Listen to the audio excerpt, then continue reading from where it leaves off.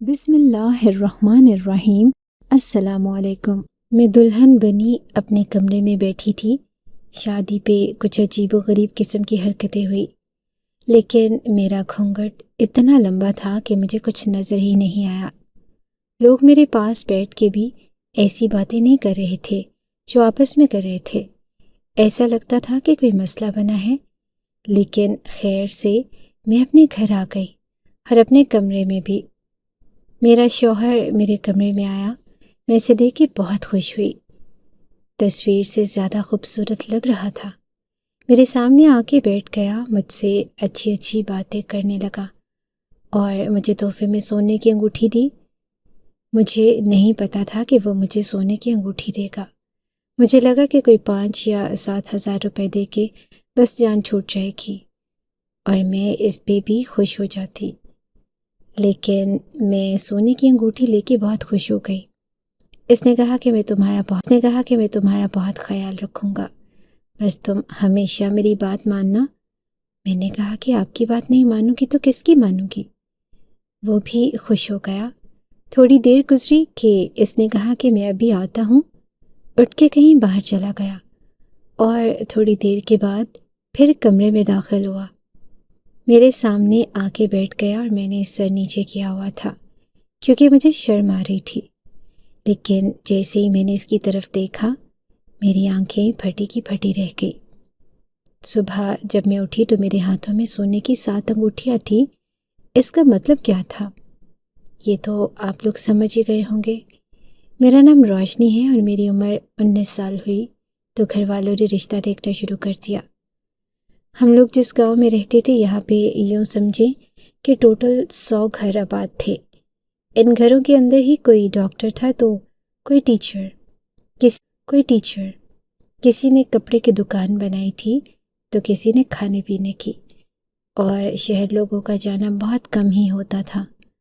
ہمارا گاؤں بہت چھوٹا سا تھا، لیکن اس گاؤں کو چھوڑنے کا سوال ہی پیدا نہیں ہوتا تھا، کیونکہ ہم سب لوگ سرکار کی زمین پہ بیٹھے تھے۔ مفت کی زمین پہ بیٹھے رہنے کی وجہ سے ہم لوگوں کے دماغ مفلوج ہو گئے تھے، اور ہم لوگ یہی سوچ کے بیٹھے تھے کہ بس بیٹھے تو ہیں، گھر مل رہا ہوا ہے، ورنہ کون کرائے دے، بجلی بھی ہماری مفت تھی۔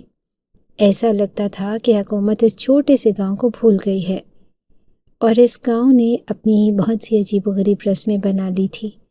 جب تک میں چھوٹی تھی، جوان ہو رہی تھی، تب تک مجھے نہیں پتا تھا کہ ان رسموں کا اثر مجھ پہ بھی پڑے گا، لیکن اب میں جوان ہو گئی تھی اور میری شادی کی عمر ہو گئی تھی، اور اب ان ساری رسموں کا اثر مردوں کو اس گاؤں میں کھلی آزادی تھی، لیکن عورتوں کو شاید اس طرح کی زندگی دی جاتی تھی کہ ان کو اپنے سانس بھی بھاری لگنے لگتے تھے۔ میں نے بچپن سے لے کے جوانی تک اپنی ماں کو ہمیشہ اداس ہی دیکھا، وہ ہمیشہ روتی ہی رہتی تھی۔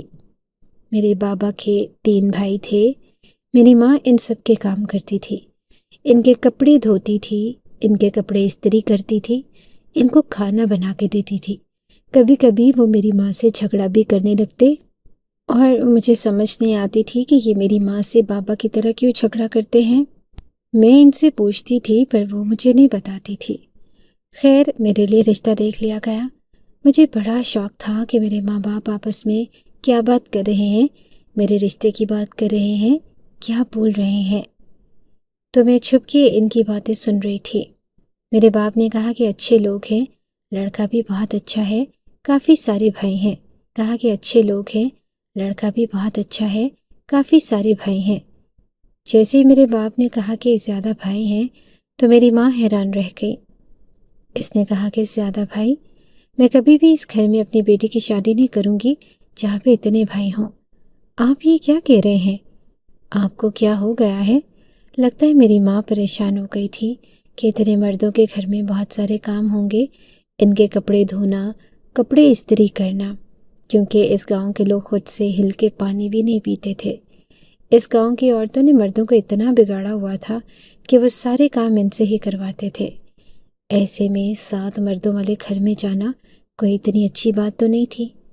میرے باپ نے کہا کہ پاگل، وہ اس پورے گاؤں کے سب سے زیادہ امیر لوگ ہیں، اور صرف اتنا ہی نہیں، شہر میں بھی زمینیں ہیں ان کی، ہم تو ایک ہی تھالی کے مینڈک بن کے ادھر ہی بیٹھے رہے۔ انہوں نے تو شہر میں بھی گھر بنا لیا، کل کو رہے۔ انہوں نے تو شہر میں بھی گھر بنا لیا، کل کو تمہاری بیٹی شہر چلی جائے گی۔ میری ماں نے کہا کہ شہر چلی جائے گی اور جو بھائی ہیں ان کا کیا؟ نہیں نہیں، میں نے اس گھر میں اپنی بیٹی کی شادی نہیں کرنی۔ میری ماں شاید بھول گئی تھی کہ میری ماں کو اتنا بولنے کی اجازت نہیں تھی، اور ان کی اتنی بات کسی نے نہیں سنی تھی۔ میرے باپ نے ان کو شاید غصے سے دیکھا تھا۔ اس کے بعد میری ماں کی آواز ہی نہیں آئی، اور صبح میری ماں نے مجھے لڑکے کی تصویر دکھا دی اور کہا کہ یہ لڑکا ہے جس کے ساتھ تیری شادی کر رہے ہیں، لیکن اس کے بھائی ہیں۔ میری ماں نے اپنا سر پکڑ لیا۔ میں نے کہا کہ کوئی بات نہیں ماں، بھائی ہیں تو کیا ہوا، دیکھو تو صحیح کتنا ہینڈسم لڑکا ہے۔ میری ماں نے کہا کہ خبردار اپنی آواز یہیں بند کر لے، تیرے باپ نے سن لی نا تو تیری زبان نکال دے گا۔ تجھے ہینڈسم کی پڑی ہے تو یہ نہیں سوچ رہی کہ اس گھر میں اتنے مرد ہیں، ارے اپنا کام کریں گے۔ میری ماں اپنا سر پکڑ کے ایسے بیٹھی تھی جیسے کوئی بہت بڑی مصیبت آنے والی ہے۔ بس میں لڑکے کی تصویر دیکھ کے ہی خوش ہوئی جا رہی تھی، کیونکہ لڑکا بہت ہی زیادہ خوبصورت تھا۔ تصویر دیکھ کے ہی مجھے ایسے لگا کہ مجھے محبت ہو گئی ہے۔ تھوڑی دیر بعد میں نے دیکھا تو میری ماں رونے لگی۔ میں نے کہا کہ کیا ہو گیا آپ کو، آپ رو کیوں رہی ہیں؟ ارے میں تو ایسے ہی کہہ رہی تھی، اچھا نہیں کرتے یہاں پہ شادی۔ وہ کہنے لگی کہ تیرے کہنے سے کچھ نہیں ہوتا، تیری شادی ادھر ہی ہونے والی ہے، پر تیرا کیا بنے گا؟ میں بڑی پریشان ہوں، مجھے معاف کر دینا میری بیٹی، مجھے معاف کر دینا۔ میں نے کہا کہ آپ کیسی باتیں کر رہی ہیں، مجھے بتائیں ہوا کیا ہے، کیا کوئی بات ہے؟ تو کہنے لگی کہ کچھ نہیں، اپنے آنسو صاف کرتی ہوئی وہاں سے چلی گئی۔ اس کے بعد جب تک میری شادی نہیں ہوئی، میری ماں پرے تو کہنے لگی کہ کچھ نہیں، اپنے آنسو صاف کرتی ہوئی وہاں سے چلی گئی۔ اس کے بعد جب تک میری شادی نہیں ہوئی، میری ماں پریشان ہی رہی، بار بار روتی تھی۔ میں نے اپنے باپ سے کہا کہ ماں کیوں اتنی زیادہ پریشان ہے؟ تو کہنے لگے کہ تو رخصت ہو رہی ہے اس لیے وہ پریشان ہے۔ ہاں یہ بات تو تھی کہ وہ مجھے پیار بہت کرتی تھی، اور بیٹی گھر سے جا رہی ہو تو ماں پریشانی ہوتی ہے۔ خیر میری شادی ہو گئی، اور میرے شوہر کا نام سمیر تھا۔ وہ بہت ہی زیادہ اچھا انسان لگتا تھا۔ شادیوں پہ بھی ان لوگوں نے عجیب و غریب قسم کی رسمیں کروائی۔ انہوں نے کہا کہ گھونگھٹ نہیں اٹھے گا، ہم نہیں چاہتے کہ ہماری بہو کو کوئی اور دیکھے، یہ صرف اپنے شوہر کے لیے تیار ہوئی ہے، وہی اس کو دیکھے گا۔ میرے گھر والوں نے بھی کہا کہ اچھی بات ہے، ہمیں اس میں کوئی مسئلہ نہیں، ہمیں کسی کو دکھا کے کیا کرنا ہے۔ شادی کی رات بڑی حیران ہو رہی تھی کہ ویسے تو شادی شدہ لوگوں کے کمرے میں ایک ہی بیڈ ہوتا ہے، یا ایک چارپائی یا ڈبل بیڈ، لیکن یہاں پہ تو پورے کمرے میں جتنے بھی پلنگ آ سکتے تھے اتنے رکھے گئے تھے، اور ٹھوس ٹھوس کے رکھے گئے تھے۔ میں حیران تھی کہ یہ کیا طریقہ ہے، کیا یہ میرا کمرہ نہیں تھا؟ مجھے ایسے لگ رہا تھا کہ شاید یہ میرا کمرہ نہیں تھا، ان لوگوں نے جلدی میں کمرہ سیٹ ہی نہیں کیا تھا، اور مجھے بعد میں میرا کمرہ دیا جائے گا، ورنہ اس کمرے میں اتنے سارے بیڈز کا کیا کام تھا۔ ابھی میں وہیں بیٹھی تھی اور میری ساس بھی میرے پاس ہی بیٹھی تھی، جب میرا ایک دیور وہاں پہ آیا اور کہنے لگا کہ وہ میرے کپڑے اندر پڑے ہیں، میں اٹھا لوں۔ میں حیران رہ گئی کہ میرے کمرے میں اس کے کپڑے کیا کر رہے ہیں۔ خیر میری ساس نے اسے کہا کہ ہاں اٹھا لو، اور وہ اپنے کپڑے لے کے اور مجھے عجیب سی نظروں سے دیکھتا ہوا وہاں سے چلا گیا۔ ہاں خوشی میں تو لوگ اس طرح کی حرکتیں کرتے ہیں، عجیب و غریب قسم کی حرکتیں کرتے ہیں۔ خیر میری ساس میرے پاس کیوں بیٹھی تھی یہ تو مجھے بعد میں پتہ چلا۔ مجھے لگا کہ میرے پاس اس لیے بیٹھی ہیں کہ میری دلجوئی کر سکیں، مجھے سمجھا سکیں کہ کوئی چیز تو نہیں چاہیے، تھک تو نہیں گئی، یا کچھ سمجھا سکیں۔ لیکن وہ کس لیے میرے پاس بیٹھی تھی یہ جان کر تو میں حیران رہ گئی۔ کہنے لگی کہ کتنی پیاری بہو ہے میری، کتنی خوبصورت ہے، کتنی معصوم ہے۔ اچھا دیکھ میں تیرے لیے کچھ لے کر آئی ہوں۔ ہمارے یہاں ایک رسم ہے کہ شادی کی رات ساس بھی بہو کو کچھ دیتی ہے۔ میں خوش ہوئی کہ چلو ایسے بھی کوئی رسم ہے کہ جس میں ساس بھی بہو کو کچھ دیتی ہے۔ میں نے کہا کہ جی جو بھی آپ کی مرضی، انہوں نے میرے ہاتھ پہ ایک چیز رکھ دی۔ جب میں نے اس چیز کو محسوس کیا تو میں حیران رہ گئی۔ کہنے لگی کہ اب یہ تیری ہے اور یوں سمجھ کہ اس پورے خاندان کی عزت تھما دی ہے میں نے تیرے ہاتھ میں۔ صبح میں اس کو واپس لینے کے لیے آؤں گی۔ دیکھ، مجھے مایوس نہ کرنا، ٹھیک ہے نا میری بیٹی؟ تو میری بہو نہیں، تو میری بیٹی ہے۔ تجھے کوئی بھی تنگ کرے تو نے مجھے بتانا ہے، میں ان کے کان کھینچوں گی، لیکن تھوڑی میری بات بھی ماننی ہے۔ صبح لینے آؤں گی میں اس کو واپس۔ یہ ایک ایسا تحفہ تھا جس کو وہ ابھی دے کر کہہ رہی تھی کہ صبح واپس لینے کے لیے آئیں گی۔ میرا ماتھا وغیرہ چوما، مجھے پیار کیا، میری تعریفیں کی اور میرے پاس دودھ کا پورا جگ رکھ کے گئی۔ میں نے کہا کہ ماں جی، یہ دودھ اتنا سارا کیوں رکھا ہے آپ نے؟ یہ تو خراب ہو جائے گا۔ تو کہنے لگیں کہ نہیں، تم پینا نا، تمہارا شوہر بھی پیے گا۔ میں حیران تھی کہ پورا جگ بھر کے کون پیے گا؟ یہ تو وہ پرانے زمانے کا جگ تھا جو بڑا سا ہوتا تھا۔ اسٹیل کا بنا ہوا تھا، شاید تانبے کا تھا۔ اس کے اندر تو کم سے کم بھی 10-15 گلاس دودھ تھا۔ ہم لوگوں نے کتنا ایک دودھ پی لینا تھا۔ میرا تو ویسے ہی کچھ کھانے پینے کا دل نہیں کر رہا تھا۔ میں نے ان کو کہا کہ یہ لے جائیں، خراب ہو جائے گا، پر وہ ہنسنے لگے۔ انہوں نے کہا کہ نہیں خراب ہوگا، ارے ایک قطرہ بھی نہیں بچے گا۔ اتنا کہہ کے وہ وہاں سے چلی گئی، کیونکہ اس دودھ کے اندر انہوں نے کوئی ایسی چیز ڈالی تھی کہ ہم اسے پاگلوں کی طرح پی جاتے۔ خیر، اب تو میرا بالکل بھی پینے کا دل نہیں کر رہا تھا۔ میں نے شاپر ہٹایا اور جب اس چیز کو اندر سے دیکھا تو اپنا سر پکڑ لیا۔ 4 سیکنڈ تو میرا دماغ جیسے بند ہی ہو گیا تھا، لیکن اس کے بعد مجھے سمجھ آ گئی کہ یہ کیا ہے اور وہ کیا کروانا چاہتے ہیں۔ مجھے اچانک سے عجیب سا لگا، وہ اس کے ہمارے گاؤں میں تو یہ سب کچھ ہوتا ہی رہتا ہے۔ پہلے بھی ہماری ایک کزن تھی، اس نے ہمیں یہ بات بتائی تھی، بلکہ وہ ہمیں بتا رہی تھی تو میری ماں نے سن لی تھی، اور اس نے کہا تھا کہ جوان لڑکیوں کو ایسی باتیں نہیں بتاؤ، نہیں تو یہ شادی سے ڈر جائیں گی، اور پوری بات نہیں بتائی تھی۔ لیکن اب مجھے پوری بات سمجھ آ گئی تھی۔ ہمارے گاؤں کی یہی رسم تھی جو سب عورتوں کے ساتھ ہوتی تھی، اب میرے ساتھ بھی ہونے والی تھی، کیونکہ اس شاپر کے اندر اور کچھ نہیں بلکہ ایک سفید کلر کی چادر تھی۔ پوری چادر نہیں تھی، لیکن یوں سمجھ لیں کہ دوپٹے سے تھوڑی بڑی تھی۔ میں نے اسے ایک سائڈ پہ رکھ دیا اور اپنا سر پکڑ کے بیٹھ گئی۔ سوچنے لگی کہ یہ شادی، یہ بیاہ بس سننے میں ہی اچھا لگتا ہے، اصل میں تو میٹھی چھری ہوتی ہے۔ ابھی پتہ نہیں آگے کیا کیا ہونے والا تھا، لیکن کہتے ہیں کہ جہاں 70% ضلالت ہوتی ہے وہاں 30% سکون بھی ہوتا ہے، اور میرا شوہر بہت ہی خوبصورت تھا۔ میں اسی کے بارے میں سوچنے لگی تاکہ میرا دماغ تھوڑا ریلیکس رہے، کیونکہ ایک وہی چیز تھی اس سارے رشتے اور ان سارے معاملات میں جو مجھے یہ محسوس کرنے پہ مجبور کر رہا تھا کہ میرے ساتھ اتنا بھی برا نہیں ہوا۔ باقی جتنی بھی لڑکیوں کی شادی ہوئی تھی، ان کے شوہروں کی شکلیں دیکھنے کے قابل نہیں تھی۔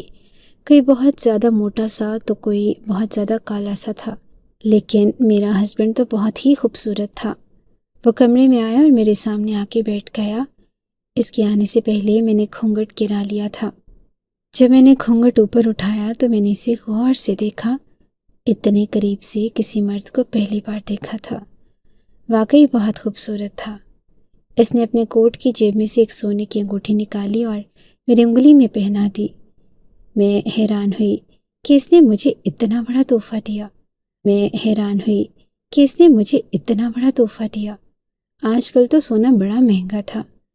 میں بہت خوش ہو گئی۔ پھر وہ مجھے کہنے لگا کہ میں تمہارا بہت زیادہ خیال رکھوں گا، لیکن تم نے میری بات ماننی ہے۔ میں نے اسے کہا کہ آپ کی بات نہیں مانوں گی تو کس کی مانوں گی؟ اس بات پہ وہ بہت خوش ہو گیا۔ پھر مجھ سے کچھ اور پیار بھری باتیں کرنے لگا۔ کچھ دیر ہم لوگ ایک دوسرے کے ساتھ بیٹھے۔ اس نے ایک گلاس دودھ بھی پیا تھا۔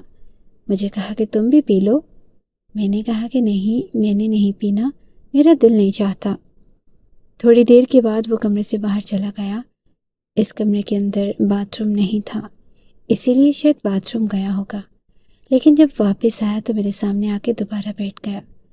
اس نے میرا ہاتھ پکڑا میں نے سر جھکایا ہوا تھا، آنکھیں نیچے کی ہوئی تھی اور اس نے میری دوسری انگلی کے اندر بھی ایک سونے کی انگوٹھی پہنا دی۔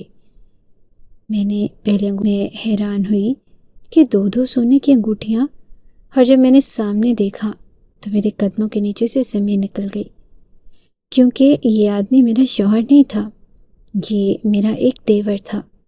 میں نے کہا کہ یہ کیا کہہ رہے ہیں آپ، یہاں کیا کر رہے ہیں؟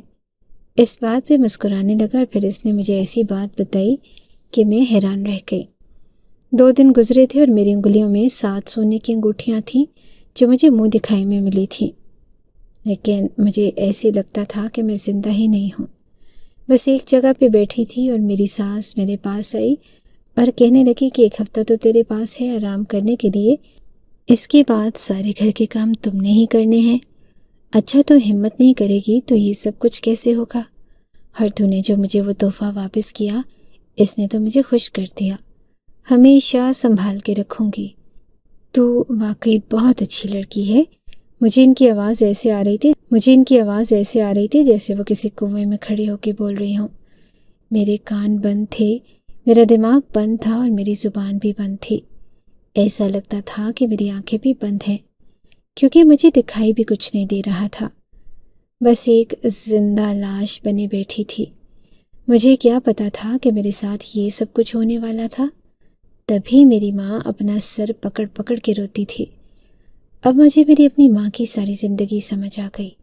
جب وہ کہہ رہی تھی کہ اس گھر میں دیور زیادہ ہیں، تو وہ اس لیے نہیں کہہ رہی تھی کہ مجھے ان سب کے کام کرنے پڑیں گے، وہ کس لیے کہہ رہی تھی یہ مجھے سمجھ آ گیا تھا۔ اس وقت اگر میں کسی سے ملنا چاہتی تھی تو وہ اپنی ماں سے، لیکن یہاں پہ یہ رسم تھی کہ جب شادی ہو جاتی ہے تو اس کے بعد ایسی کوئی رسم نہیں تھی جس میں لڑکی کے ماں باپ گھر آ سکتے تھے یا لڑکی واپس جا سکتی تھی۔ 1 ہفتے کے بعد لڑکی کے ماں باپ لڑکی اور اس کے شوہر کی دعوت کرتے تھے، اور ابھی اس میں 4 دن تھے، اور مجھے نہیں پتا تھا کہ میں یہ 4 دن کیسے گزاروں گی۔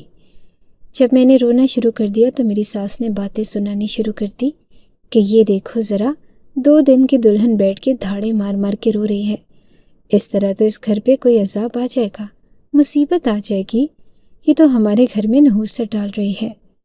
ارے کوئی اس کو سمجھاؤ کہ ایسے نہیں کرنا ہے، اس کو روکو، کوئی تو روکو۔ تھوڑی دیر کے بعد میرا ایک دیور میری طرف آیا اور بڑے ہی حق سے اس نے میرا ہاتھ پکڑا اور کہا کہ روشنی چلو کمرے میں چلو۔ میں نے اس کا ہاتھ پیچھے کر دیا۔ میں نے کہا کہ دفع ہو جاؤ یہاں سے، مجھے ہاتھ بھی نہ لگانا۔ میری ساس نے کہا کہ ہاں، یہ دیکھو اپنے شوہر سے کیسے باتیں کر رہی ہے، یہ تو بڑی بدتمیز ہے۔ ارے تجھے نہیں پتا تھا کہ یہ گاؤں کی رسم ہے؟ کیا تو یہاں پیدا نہیں ہوئی تو انگلینڈ میں پیدا ہوئی تھی؟ تیری ماں نے تجھے کچھ نہیں سمجھایا؟ ٹھیک ہی تو کہہ رہی تھی وہ کہ جب یہاں پر یہ سبھی کچھ ہوتا تھا تو پھر میری ماں کا مجھے سمجھانا چاہیے تھا نا، مجھے بتانا چاہیے تھا۔ یہ غلطی میری ماں کی تھی کہ اس نے مجھے کچھ بھی نہ بتایا۔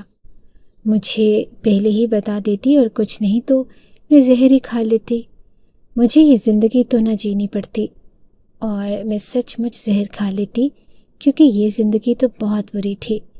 میں اس کے 2 دن گزار کے ہی بحال ہو گئی تھی، پوری زندگی کیسے جی سکتی تھی؟ نہیں، میں یہ نہیں کر سکتی تھی، میرے اندر اتنی ہمت نہیں تھی۔ میرا یہ والا دیور وہاں سے چلا گیا تو وہ شخص آگے بڑھا جس کے ساتھ میری شادی ہوئی تھی، جس کو میں اپنا شوہر سمجھتی تھی، باقی سب کو نہیں، اور وہ سمیر تھا۔ سمیر نے میرا ہاتھ پکڑا، کہا کہ چلو اندر چلتے ہیں۔ اس کو بھی ناراضگی دکھائی۔ اس نے کہا کہ روشنی میری بات سنو، کمرے میں چلتے ہیں۔ وہ مجھے کمرے میں لے آیا اور اس نے مجھے بٹھایا، مجھے پانی پلایا، میرے آنسو صاف کیے۔ کہنے لگا کہ کیوں رو رہی ہو؟ میں نے کہا کہ کیوں رو رہی ہوں؟ آپ کو نہیں پتا کہ میں کیوں رو رہی ہوں؟ آپ کو یہ سب کچھ نارمل لگتا ہے؟ آپ کا دماغ تو ٹھیک ہے، آپ کو کیا ہو گیا ہے؟ اس نے کہا کہ دیکھو، پہلی بات تو یہ ہے کہ مجھ سے اس طرح سے بات مت کرو، میں تمہارا شوہر ہوں، عزت سے بات کرو، آرام سے بات کرو، میں تمہیں یہاں بات کرنے کے لیے ہی لایا ہوں۔ اور دوسری بات، پھر تم کیوں اوور ریئیکٹ کر رہی ہو؟ میں نے پھر سے رونا شروع کر دیا۔ میری آنکھوں سے اتنے بڑے بڑے آنسو نکل رہے تھے میں نے کہا کہ آپ کے سہارے میں آئی تھی، آپ میرے شوہر ہیں، میں صرف آپ کے لیے آئی تھی اور باقیوں کے لیے تو نہیں آئی۔ یہ سب یہاں پہ کیا ہو رہا ہے؟ مجھے نہیں پتا تھا کہ یہاں انہوں نے نہیں بتایا تو آپ تو بتا سکتے تھے، اب تو کسی طرح مجھے یہ سب کچھ بتا سکتے تھے۔ میں آپ سے شادی نہ کرتی، میں خودکشی کر لیتی۔ اور کہنے لگا کہ تمہیں پتہ ہے جہاں پر ایک انسان خودکشی کرتا ہے وہاں پہ عذاب آ جاتا ہے۔ تمہیں اس گاؤں میں کسی بھی رسم کے بارے میں نہیں پتہ، یہ سب تمہاری ماں کی غلطی ہے، اب اس میں ہم کیا کر سکتے ہیں؟ دیکھو یہ سب کچھ بالکل نارمل ہے، تمہاری ماں نے بھی ایسی زندگی گزاری ہے، میری ماں نے بھی، اور اب تمہیں بھی ایسی زندگی گزارنی ہے۔ ہاں یہ بات ہے کہ ہم لوگ یہاں پر زیادہ ہیں، لیکن دیکھو کوئی نہیں مرتا، تم بھی نہیں مرو گی، اور تمہیں تو خوش ہونا چاہیے، تم اتنی خوبصورت ہو، ہم سب مل کے خیال رکھیں گے، تمہیں اتنا لاڈ دیں گے، اتنا پیار دیں گے، جو تم کہو گی وہ کریں گے۔ یہ دیکھو اپنے ہاتھ کو۔ اس نے میرے دونوں ہاتھ پکڑے اور کہا کہ دیکھو سونے کی 7 انگوٹھیاں ہیں۔ اس نے میرے دونوں ہاتھ پکڑے اور کہا کہ دیکھو سونے کی 7 انگوٹھیاں ہیں، روشنی تمہیں تو 1 انگوٹھی بھی نہیں ملنی تھی، اور یہاں تمہارے ہاتھوں میں 7 ہیں، تمہیں تو خوش ہونا چاہیے۔ ہر زندگی میں کسی کے ساتھ کتنا بھی برا ہو جائے پھر بھی کوئی نہ کوئی بات ایسی ضرور ہوتی ہے جس پہ وہ خوش ہو سکتا ہے۔ میں اپنے دماغ میں سوچ رہی تھی کہ میرا شوہر تو بڑا ہی مطمئن بے غیرت ہے، اس کو کسی بات کی فکر نہیں ہے، لیکن میں یہ زندگی نہیں گزاروں گی۔ اس نے کہا کہ دیکھو رونا دھونا نہیں کرو، تم ابھی ابھی دلہن بنی ہو، تمہارے یہاں پہ شروع کے دن ایسے تم روگی تو ہم سب پہ کوئی عذاب آ جائے گا۔ میں نے کہا کہ آ جائے آپ سب پہ عذاب، مجھ پر عذاب آ گیا تو آپ سب پہ کیوں نہ عذاب آئے؟ میں تو کہتی ہوں کہ ایسا عذاب آئے کہ سارے مر جائیں اور ایک دن میں ہی مر جائیں۔ ابھی میں بول ہی رہی تھی تو میرے شوہر نے میرے منہ پہ تھپڑ دے مارا۔ اچانک سے وہ اپنی بات پہ آ گیا۔ اس نے کہا کہ ایک تو میں تیرے سے پیار سے بات کر رہا ہوں، اوپر سے تو فضول باتیں کر کے ہم سب کو مارنا چاہتی ہے، ہماری موت کی دعائیں کر رہی ہے، نہ ہم مریں گے نہ تجھے مرنے دیں گے، پتہ نہیں کیسی باتیں کر رہی ہے، ایسا لگتا ہے کہ یہاں کی ہے ہی نہیں، کہیں اور سے اٹھ کے آئی ہے۔ لے جاؤں گا تجھے تیری ماں کے گھر، وہ تجھے تفصیل سے سب کچھ بتا دے گی، اس کے بعد چوں بھی نہ کرنا۔ ہمارے سامنے عزت دے رہے ہیں تو اس کو ہضم کرنا سیکھ، نہیں تو تیرا بہت برا حال ہوگا۔ میں چیخیں مار مار کے رو رہی تھی، میری چیخیں باہر جا رہی تھی، ان لوگوں کو میرے رونے سے مسئلہ تھا اور زیادہ رو رہی تھی۔ جب انسان کے پاس بدلہ لینے کے لیے کچھ نہیں ہوتا تو پھر وہ اسی طرح کی حرکتیں کرتا ہے۔ وہ کہہ رہے تھے کہ رونا نہیں تو کوئی عذاب آ جائے گا، اور میں تو چاہتی تھی کہ ان کے اوپر عذاب آ جائے، اس لیے میں اور زیادہ رو رہی تھی، لیکن ایک انسان کتنا رو سکتا ہے؟ اور زیادہ رو رہی تھی، لیکن ایک انسان کتنا رو سکتا ہے؟ میری آواز بیٹھ گئی، گلا بیٹھ گیا، آنکھیں سوج گئی، آنکھوں میں جلن ہونے لگی۔ میں کھانا بھی نہیں کھا رہی تھی اور مجھے لگا کہ کھانا نہیں کھاؤں گی تو یہ لوگ مجھے واپس چھوڑ دیں گے، یا اس سب کو ختم کر دیں گے، یا میری بات مانیں گے، لیکن ان لوگوں نے مجھے زبردستی کھانا کھلایا، اور واقعی زبردستی کی۔ میری زندگی تو برباد ہو گئی تھی۔ جیسے پہلے 7 دن گزر گئے، اب ہم سب کی دعوت تھی اور میں اپنی ماں سے ملنے والی تھی۔ مجھے بڑا تیار کروا کے لے گئے تھے، گھر میں بڑا اچھا کھانا بنا تھا، میں حیران تھی کہ سب لوگ نارمل تھے، سب لوگ خوش تھے، کسی کو کسی بات کی فکر ہی نہ تھی۔ میری ماں کو بھی میرے سے بات کرنے کا وقت نہیں مل رہا تھا۔ کھانا کھانے کے بعد جب وہ برتن دھو رہی تھی تو میں پاس جا کے کھڑی ہو گئی۔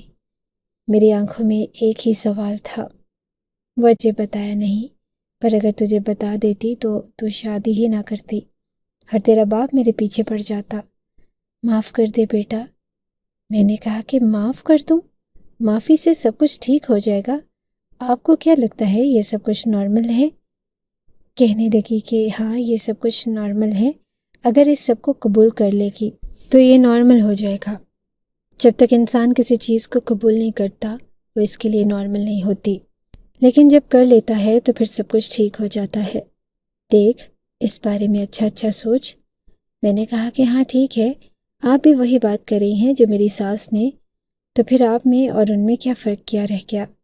بس مجھے پتہ چل گیا کہ میں اکیلی آپ سے کبھی کچھ نہیں کہوں گی، کچھ بھی نہیں، اپنے دل کی کوئی بات نہیں کروں گی، دوبارہ ملنے بھی نہیں آؤں گی۔ میری ماں نے کہا کہ دیکھ، تو غلط راستے پہ جا رہی ہے، میری بات تو سن۔ میں نے ان کی بات نہیں سنی، لیکن میں باہر آ کے بیٹھ گئی۔ اس کے بعد مجھے پھر سے میرے ماں باپ سے بات کرنے کا کوئی موقع نہ ملا۔ ہم لوگوں نے کھانا کھایا، میٹھا کھایا، شام کی چائے پی۔ اس کے بعد ہم لوگ اپنے گھر میں واپس آ گئے۔ اب میری آنکھوں میں آنسو نہیں تھے، میں چپ تھی، میں کسی سے بات نہیں کر رہی تھی۔ کوئی مجھے بلاتا تھا تو بولتی تھی، اور جو کچھ بھی یہاں پہ ہو رہا تھا اسے یہ سوچ کے برداشت کر رہی تھی کہ اب اوپر والا ہی میری مدد کرے گا۔ سب سے زیادہ بے بس تھی اور سب سے زیادہ مجبور بھی تھی، اور یہ سب کچھ برداشت کرنے کے علاوہ میرے پاس کوئی آپشن نہیں تھا۔ لیکن اب مجھے اپنا دماغ چلانا تھا جو فی الحال بند ہو چکا تھا۔ مجھے کچھ نہ کچھ ضرور کرنا تھا۔ ایک دن میری ساس نے مجھے کہا کہ پتہ ہے اس گاؤں میں کون خوش قسمت لڑکی ہوتی ہے؟ میں نے کہا کہ کون؟ کہنے لگی کہ وہ جس کے پتی کا کوئی بھائی نہیں ہوتا۔ میرا دل تو کیا کہ میں اسے کہوں کہ کاش آپ کے بھی بیٹے اس دنیا تو میں بھی خوش قسمت ہو جاؤں گی۔ یہ سسرال میں آ کے انسان کے دماغ میں بڑے بڑے جواب آتے ہیں، لیکن وہ بول نہیں پاتا۔ یہ الگ بات ہے، بس میں گھر کے کام کرتی تھی، اس گھر میں ہونے والی فضولیات کو برداشت کرتی تھی۔ وہ سب میرے دیوانے ہو چکے تھے، میرے لیے کچھ بھی کرنے کو تیار تھے۔ ایک دن اپنی اہمیت جاننے کے لیے میں نے ایک بات کر دی۔ میں نے کہا کہ مجھے بڑا والا پیزا کھانا ہے، اور ہمارے گاؤں سے پیزا نہیں ملتا تھا۔ میں نے بھی پیزا کبھی نہیں کھایا تھا، لیکن اس کے بارے میں سنا ضرور تھا۔ کبھی کبھی میرے باپ کے پاس جو فون تھا وہ میں اٹھا لیا کرتی تھی، اور اس میں کچھ نہ کچھ دیکھ لیتی تھی، ورنہ مجھے تو فون رکھنے کی بھی اجازت نہیں تھی۔ یہ بات میں نے سمیر سے کہی تھی، لیکن باقیوں نے بھی کسی طرح سے سن لی۔ تھوڑی دیر کے بعد وہ سب گھر سے غائب تھے۔ میری ساس نے کہا کہ یہ سب کہاں چلے گئے؟ کیا تو نے کہیں بھیجا ہے؟ میں نے کہا کہ تھوڑی دیر کے بعد وہ سب گھر سے غائب تھے۔ میری ساس نے کہا کہ یہ سب کہاں چلے گئے؟ کیا تو نے کہیں بھیجا ہے؟ میں نے کہا کہ نہیں ماں جی، میں نے تو کہیں نہیں بھیجا، میں ان کو کہاں بھیجوں گی۔ کہنے لگے کہ اچھا چل ٹھیک ہے۔ تھوڑی دیر کے بعد وہ باری باری آئے اور پورے گھر سے پیزے کی خوشبو آنے لگی۔ میری ساس نے کہا کہ یہ کیا اٹھا کے لے آئے ہو؟ ڈبوں کے اندر یہ کیا چیز ہے؟ کہنے لگے کہ یہ پیزا ہے، پیزا بڑا مزیدار ہوتا ہے، روشنی نے منگوایا تھا۔ میری ساس حیران رہ گئی۔ اس نے کہا کہ تم سب سے پیزا منگوایا تھا؟ تو کہنے لگے کہ نہیں، لیکن ہم سب اس کے لیے لانا چاہتے تھے، اور میں پہلے لے کے آیا ہوں۔ دوسرا کہنے لگا کہ میں پہلے لے کے آیا ہوں۔ تیسرا کہنے لگا کہ نہیں، میں پہلے لے کے آیا تھا۔ ایک کہنے لگا کہ جو بھی پہلے لایا ہو کھائے گی تو وہ میرا والا پیزا، میں نے اسپیشل بنوایا ہے، لیا۔ اور میں بھی سمجھ گئی کہ یہ سارے بے وقوف ہیں، ان کو بے وقوف بنانا آسان ہے۔ کچھ نہ کچھ کر کے میں یہاں سے نکل سکتی ہوں، مجھے یہاں سے نکل جانا چاہیے۔ گھر میں اتنے پیزے پڑے تھے کہ اگلے 4 دن تک ہم سب لوگوں نے وہی پیزا ہی کھایا، بلکہ باقی گاؤں والوں کو بھی کھلایا۔ میری ساس نے مجھے کہا کہ تو نے اچھی حرکت نہیں کی۔ میں نے کہا کہ میں نے تو صرف سمیر سے کہا تھا، مجھے کچھ بھی چاہیے ہوتا ہے تو میں سمیر سے کہتی ہوں اور کسی سے نہیں کہتی۔ ان سب نے سن لیا تو اس میں میرا کوئی قصور نہیں ہے۔ میری ساس نے کہا کہ تو خوبصورت ہے نا، اس لیے اگر تو خوبصورت نہیں ہوتی تو پھر تجھے پتہ چلتا۔ میں نے کہا کہ ہاں میں ہوں خوبصورت، اچھی بات ہے۔ میں اس طرح سے بات کرتی تھی کہ نہ تو وہ بدتمیزی ہوتی تھی اور نہ وہ احترام ہوتا تھا۔ میرے ساتھ اس گھر میں اتنا برا ہو رہا تھا کہ میں ان سے اس طرح سے بات بھی نہیں کر سکتی تھی۔ میں نے سوچ لیا تھا کہ میں ان میں سے کسی کو بے وقوف بنا کر یہاں سے باہر نکلنے کی کوشش کروں گی، اور جب شہر پہنچ جائیں گے تو وہاں سے غائب ہو جاؤں گی۔ یہ کہنے میں جتنا آسان لگ رہا تھا، کرنے میں اتنا ہی مشکل تھا، کیونکہ یہاں پر بیوی کو باہر لے کے نہیں جایا جاتا تھا، اور شہر تو کوئی بھی نہیں لے کے جاتا تھا۔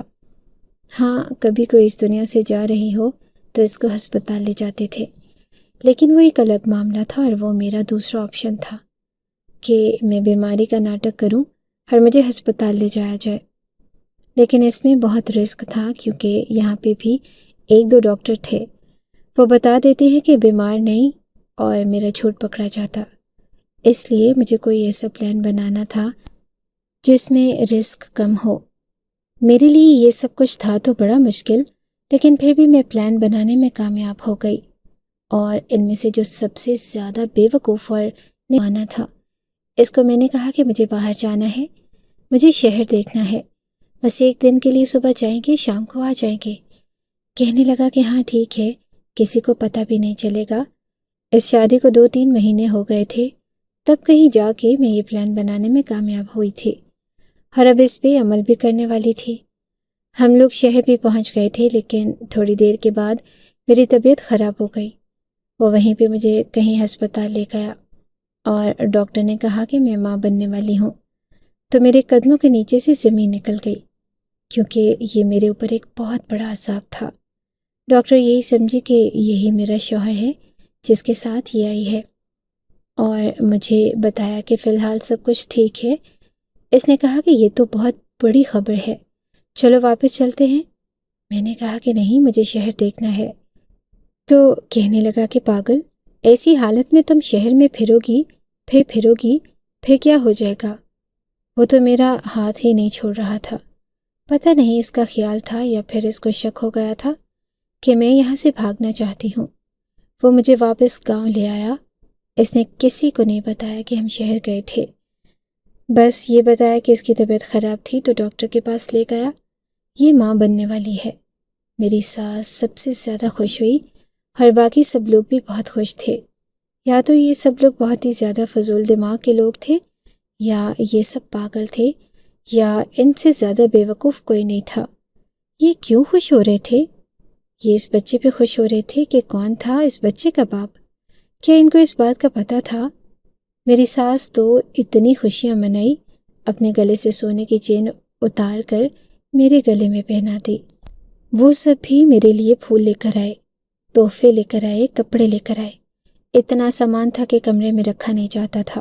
سب مل کے میرا خیال کر رہے تھے، لیکن میرے لیے ان کا خیال بھی زہر سے کم نہیں تھا۔ مجھے ان کی شکلیں دیکھ کے نفرت ہوتی تھی، مجھے غصہ آتا تھا، مجھے کہیں باہر نہیں جانے دیا جاتا تھا، سوائے ڈاکٹر کے مجھے کہیں پہ بھی لے کے نہیں جاتے تھے۔ میری کوئی دوست تو ویسے بھی نہیں تھی، کیونکہ اس گاؤں میں ہم سب کی پڑھائیاں بھی گھر پہ ہوئی تھی اور ہمیں کسی کے گھر آنے جانے کی اجازت بھی نہ تھی۔ ہمارے ساتھ جو کچھ بھی ہوا تھا وہ بہت ہی برا اور عجیب ہوا تھا۔ اگر کسی کو بتایا جائے تو وہ کہے کہ تمہارے ساتھ تو پہلے دن سے ہی ظلم ہو رہا ہے، لیکن اس وقت ہمیں وہ ظلم نہیں لگتا۔ ہمیں لگتا تھا کہ سب کچھ نارمل ہے، لیکن اب جو ہو رہا تھا وہ باقاعدہ ظلم تھا، اور اس کو ظلم ہی کہا جاتا تھا۔ شاید پہلے ہمارے دماغ میں اتنی عقل نہیں تھی، لیکن اب عقل ٹھکانے آ گئی تھی۔ میں بڑی پریشان تھی، اب میں کیا کرتی؟ میں نے یہی سوچا تھا کہ میں شہر میں جا کے کہیں گئی تھی۔ میں بڑی پریشان تھی، اب میں کیا کرتی؟ میں نے یہی سوچا تھا کہ میں شہر میں جا کے کہیں پہ غائب ہو جاؤں گی، کچھ بھی کروں گی، کہیں بھی بھاگ جاؤں گی، عورتوں کی کسی سینٹر میں چلی جاؤں گی، اور اگر کچھ نہ کر پائی، کچھ بھی نہ کر پائی، اپنی جان دے کے قصہ ختم کر دوں گی۔ لیکن اب میں اکیلی نہیں تھی، میرے ساتھ ایک اور جان بھی تھی، اور اس کا کیا قصور تھا؟ یہ اس کا قصور نہیں تھا کہ میں اس گاؤں میں رہتی تھی، یہ اس کا قصور نہیں تھا کہ میری ماں نے میرے ساتھ یہ سب کچھ کیا، اور اس کا قصور نہیں تھا کہ اس کے باپ کے اندر بالکل بھی غیرت نہ تھی۔ پر کون سے والے باپ کے اندر؟ میں اپنی زندگی کی سب سے مشکل اور سب سے عجیب صورتحال میں پھنس چکی تھی، اور اب میرے پاس زیادہ آپشن نہیں تھے۔ یہ آپشن تو میری زندگی سے نکل گیا کہ میں اپنے ساتھ ساتھ اپنے مستقبل کو اور اس کو بھی ختم کر دیتی تھی۔ میں ایسا نہیں کر سکتی، غیرت جگانے کی کوشش کرتی ہوں۔ سمیر سے ہی بات کر سکتی تھی، کیونکہ میں اسی کو اپنا شوہر سمجھتی تھی، باقیوں کو نہیں۔ میں نے اس سے بڑے پیار سے بات کی۔ میں نے کہا کہ دیکھو، میں ماں بننے والی ہوں، اگر میرے گھر بیٹی ہوگی تو کہنے لگا کہ بیٹی ہوگی تو اچھی بات ہے، دیکھو ہمارے گھر میں تو اتنے سارے مرد ہیں، ہمیں تو بیٹیاں ویسے ہی اچھی لگتی ہیں، بیٹی ہوگی تو وہ ہم سب کی پری ہوگی، ہم اس کا بہت خیال رکھیں گے، چھوٹی سی پیاری سی بیٹی ہوگی ہم سب کی۔ میں نے کہا کہ میں یہ کہہ رہی ہوں کہ اگر ہماری بیٹی ہوگی وہ بھی کل کو جوان ہوگی، اور اس کی بھی میرے جیسی زندگی ہوئی تو تمہیں کیسا لگے گا؟ کہنے لگا کہ مجھے برا نہیں لگے گا۔ کیوں، ہم سب تمہارا خیال نہیں رکھتے؟ تم جو کہتی ہو ہم کرتے ہیں۔ تمہیں وہ پیزا والی بات نہیں یاد؟ تم نے ایک آواز کی تھی اور پیزے کی لائن لگا دی تھی ہم لوگوں نے۔ اگر یقین نہیں آتا تو دوبارہ آزما لو، اتنا خیال تو کرتے ہیں تمہارا۔ میں نے کہا کہ یہ سب قدرت کے خلاف ہے، ایسا نہیں ہوتا، ایسا ہو بھی نہیں سکتا۔ تمہیں خود یہ سب کچھ برا نہیں لگتا؟ اس نے کہا کہ نہیں، مجھے نہیں لگتا، اور تم بھی بار بار اس طرح کی باتیں کرنی چھوڑ دو۔ دیکھو تمہیں اشارے مل رہے ہیں، یہی اب تمہارا گھر ہے، تم ماں بننے والی ہو اور ہم تمہارا اتنا خیال بھی کرتے ہیں۔ یہ اس گھر کی امانت ہے جو تمہارے پاس ہے۔ اب تم نہ تو یہاں سے جا سکتی ہو اور نہ ہی اس گھر میں کچھ بدل سکتا ہے، اور اگر کل کو میری بیٹی ہوگی اور اس کی زندگی بھی تمہارے جیسی ہوگی تو یقین کرو کہ وہ بہت خوش قسمت ہوگی۔ میں نے کہا کہ رسمیں ہیں تو کیا ہو گیا، ان رسموں کو توڑا بھی تو جا سکتا تھا۔ کہنے لگا کہ نہیں، یہ رسمیں اچھی ہیں، ان رسموں کو توڑنے کی کوئی ضرورت نہیں ہے۔ میں رسموں کے ساتھ چلنے والا آدمی ہوں۔ جو انسان اپنی رسموں کو اپنی جڑوں کو بھول جاتا ہے وہ زندگی میں رسوا ہو جاتا ہے۔ دنیا والے اسے برا سمجھتے ہیں۔ مجھے سمجھ آ گئی تھی کہ اس کو پیار سے سمجھانے کا کوئی فائدہ نہیں ہے۔ ایک دن ان کی ایک رشتہ دار گھر میں آئی۔ ویسے تو ان کے کافی سارے رشتہ دار آتے رہتے تھے، لیکن وہ سب بھی ان کی طرح جاہل اور دقیانوسی ہی تھے۔ لیکن یہ لڑکی کچھ پڑھی لکھی لگ رہی تھی، اور سنا تھا کہ اس کی شادی شہر میں ہوئی تھی۔ وہ بھی سب کے سامنے یہی کہہ رہی تھی کہ سمیر کی بیوی کو تو بلا دو، میں تو اس کو دیکھنے کے لیے آئی ہوں، شادی میں تو آ نہیں سکی، سنا ہے ماں بھی بننے والی ہے، چلو ڈبل مبارک دے دوں گی۔ میرے لیے تحفہ بھی لائی تھی۔ جب اس نے اس طرح کی بات کی کہ میں صرف سمیر کی بیوی ہوں تو مجھے ایسے لگا کہ شاید میں اس سے بات کر سکتی ہوں۔ بہت محتاط طریقے سے، بہت سوچ سمجھ کے میں نے اسے چند پل اکیلے میں یہ بات کی اور اسے یہ سب کچھ بتا دیا۔ اس نے کہا کہ تم مذاق کر رہی ہو؟ میں نے کہا کہ نہیں، میں مذاق نہیں کر رہی، اس گھر میں یہی سب کچھ ہو رہا ہے، اور اس گاؤں میں تو یہی ہوتا ہے۔ اس نے کہا کہ اس گاؤں میں یہ سب کچھ ہوتا تھا، اب نہیں ہوتا۔ اب ویسے بہت سے گھر ہیں جہاں پر یہ سب کچھ نہیں ہوتا ہے، یوں سمجھ لو کہ آٹے میں نمک کے برابر ہے۔ تمہاری شاید بدقسمتی ہے کہ تمہارے اپنے گھر میں بھی یہی سب کچھ ہوتا تھا اور تم بھی یہاں آ گئی ہو، کیونکہ ظاہر ہے تم ایک جیسے لوگوں نے آپس میں رشتے کر لیے، کیونکہ ان کی سوچ آپس میں ملتی ہوگی۔ تم باہر نہیں نکلتی ہو؟ میں نے کہا کہ نہیں، میں باہر نہیں نکلتی۔ اس نے کہا کہ اچھا، میں بھی تو اسی گاؤں کی ہوں نا، یہیں پر پیدا ہوئی تھی، مجھے دیکھو میں تو شہر میں جا کے رہتی ہوں، میری تو شہر میں شادی ہوئی ہے، میں پڑھی لکھی ہوں، نوکری کرتی ہوں، اور میرا ایک ہی شوہر ہے، اور وہ مجھ سے بہت پیار بھی کرتا ہے۔ میں نے کہا کہ آپ کے ساتھ ہو رہا ہے وہ ایک دھوکہ ہے؟ اس نے کہا کہ ہاں دھوکہ ہے، یہ لوگ رسموں کا نام استعمال کر کے تمہارے ساتھ برا کر رہے ہیں۔ دیکھو میری بات سنو، ہم لوگ اور بھی بہت کچھ بولنا چاہتے تھے لیکن ہمیں موقع نہیں ملا، پر اس نے اپنا ایک کارڈ میرے ہاتھ میں پکڑا دیا جسے میں نے چھپا لیا۔ وہ تھوڑی دیر کے لیے آئی تھی اور واپس چلی گئی۔ میری ساس کو جب پتہ چل گیا کہ ہم لوگ آپس میں کوئی بات کر رہے تھے تو پھر اس نے ہم دونوں کو اکیلے بیٹھنے ہی نہ دیا۔ اس کا مطلب کہ یہ لوگ جھوٹ بول رہے تھے، یہ رسمیں ہوتی تھی، لیکن اس کا مطلب یہ نہیں تھا کہ ابھی بھی ان رسموں کو سب لوگ فالو کر رہے تھے، یہ فائدہ اٹھا رہے تھے۔ میں تو سمجھ رہی تھی کہ جو بھی ہو رہا ہے کم سے کم میرا خیال تو کیا جا رہا ہے، لیکن یہ سب لوگ جھوٹ بول رہے تھے، دھوکہ دے رہے تھے۔ اب میں بس اوپر والے سے ہی کہہ سکتی تھی کہ وہی میری مدد کرے، اور تو میرے پاس کوئی راستہ نہیں تھا۔ آہستہ آہستہ دن کا خراب رہنے لگی۔ میری ساس نے کہا کہ لگتا ہے کہ آخری ٹائم آنے والا ہے، بس اب تیاری کرو، اس گھر میں بچہ آنے والا ہے۔ میرا بھی بہت خیال کیا جا رہا تھا، لیکن مجھے یہ خیال کرنا ایسا ہی لگ رہا تھا کہ جیسے کسی بلی کے بکرے کو تیار کیا جاتا ہے۔ پتہ نہیں میرے ساتھ کیا معاملات تھے۔ مجھے شروع میں ڈاکٹر کے پاس لے جایا گیا، اس کے بعد ڈاکٹر کے پاس لے جایا ہی نہیں گیا، کہا گیا کہ سب کچھ ٹھیک ہے۔ وہی جب میں بھاگنے کی کوشش میں شہر تک گئی تھی، اس ٹائم تو شاید میرا پہلا مہینہ تھا۔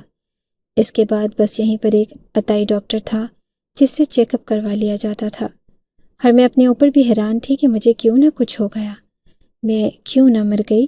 آخری وقت آ گیا، ہسپتال لے جایا گیا کیونکہ کیس خراب ہو گیا تھا۔